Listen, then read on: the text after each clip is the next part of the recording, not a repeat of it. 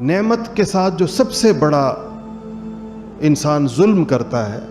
وہ یہ ہے کہ اس نعمت کو اللہ تعالیٰ کی نافرمانی میں استعمال کرنا۔ نعمت ہو لیکن اس نعمت کا استعمال اللہ جل شانہ کی نافرمانی میں ہو رہا، یہ کسی نعمت کے ساتھ اس سے بڑی زیادتی اور ظلم کوئی انسان نہیں کر سکتا، کیونکہ دی گئی تھی اللہ کی یاد کے لیے، دی گئی تھی اللہ تعالیٰ کے شکر کے لیے، دی گئی تھی آخرت کو یاد کرنے کے لیے، اور وہ استعمال ہو رہی ہے شیطان کے رستوں میں، وہ استعمال ہو رہی ہے دوسری چیزوں میں، کہ دنیا میں ہماری ضروریات یا ہمارے پاس جو کچھ ہے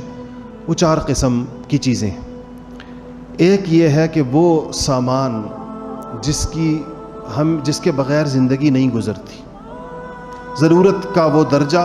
جس کے بغیر زندگی گزرنا ناممکن ہو، جیسے کھانا پینا ہے، پہننا اوڑھنا ہے، ایک انسان کی ضروریات جو انسان پہ واجب ہے، فرض ہے اس کے اوپر۔ دوسرا درجہ یہ ہے کہ ضرورت سے آگے بڑھ کر راحت کا درجہ جس کو کہتے ہیں، مثلا انسان کو اس سے آرام اور راحت ملتی ہو، جیسے پنکھے کی ہوا ہے،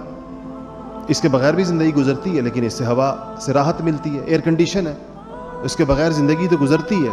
مگر اس سے راحت انسان کو زیادہ ملتی ہے، وہ بھی جائز ہے انسان کے لیے۔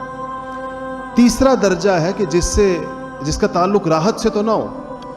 اگر انسان کو اللہ نے وسعت دی ہو تو جائز طریقوں سے خوشی کی چیزیں بھی حاصل کر سکتا ہے، اس پر بھی اللہ جل شانہ نے پابندی نہیں لگائی۔ چوتھا درجہ جہاں سے حرام شروع ہوتا ہے، اور وہ ہے کہ وہ چیز جو انسان فقط نہ وہ اس کی ضرورت سے اس کا تعلق ہے، نہ اس کی راحت سے تعلق ہے، اس کا تعلق صرف دکھلاوے کے ساتھ ہے، اس کا تعلق صرف دنیا میں بڑائی جتلانے کے لیے ہے، نمایاں ہونے کے لیے ہے، یہاں سے مال کا اور نعمتوں کا حرام استعمال شروع ہو جاتا ہے۔ ہر انسان کو اپنے پاس موجود چیزوں کا، اپنے پاس موجود نعمتوں کا یہ حساب کتاب ضرور کرنا چاہیے کہ یہ کس کیٹیگری میں فال کرتی ہیں، یہ کس قسم کی نعمتیں ہیں جو اللہ نے مجھے دی ہیں، میں کس استعمال میں ہیں، کس مقصد میں۔